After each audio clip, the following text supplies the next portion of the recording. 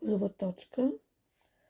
Когато преразказваме заповед или препоръка в план пресенте, тогава въвеждащият глагол се спряга в претерито перфекто.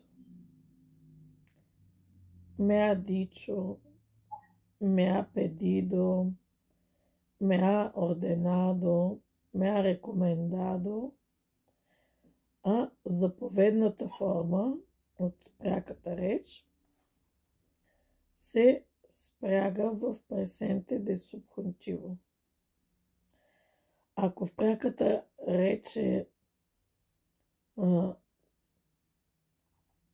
вая верла, тук също става вая верла, защото вие знаете, че си съвпада положителната заповедна форма за трето лице с пресенте де субхунтиво. Ако обаче положителната заповедна форма е за ту или восотрос в пряката реч, то в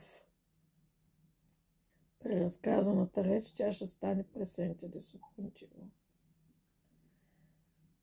Второ, когато преразказваме същата заповед или препоръка, но не в план пресенте, а в план пасадо, тогава въвеждащия глагол се спряга в претерито индефинидо. Me dijo, me ordenó, me recomendó, me exigió. А заповедната форма се спряга в имперфекто де субхунтиво. И примера: me dijo que fuera a verla. Вижте, че и двете на български в превод звучат еднакво. Me ha dicho que vaya a verla. Каза ми да отида да я видя. И me dijo que fuera a verla. Каза ми да отида да я видя. Но на испански това са две съвсем различни изречения, в зависимост от това в какъв глаголен план преразказваме.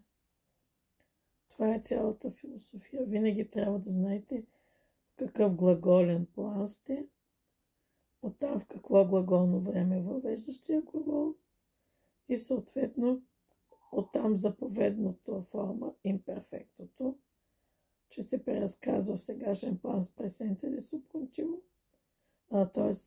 не имперфектото, а императивото. Че императивото в сегашен план се преразказва с пресенте де субхунтиво, а същото императиво в план пасадо се преразказва с имперфекто де субхунтиво. А ако имаме препоръка, а не заповед, препоръките се казват с субхунтиво, съответно пресенте де субхунтиво се преразказва с пресенте де субхунтиво в сегашен план, а в минал план пресенте де субхунтиво се преразказва с имперфекто де субхунтиво. Това е.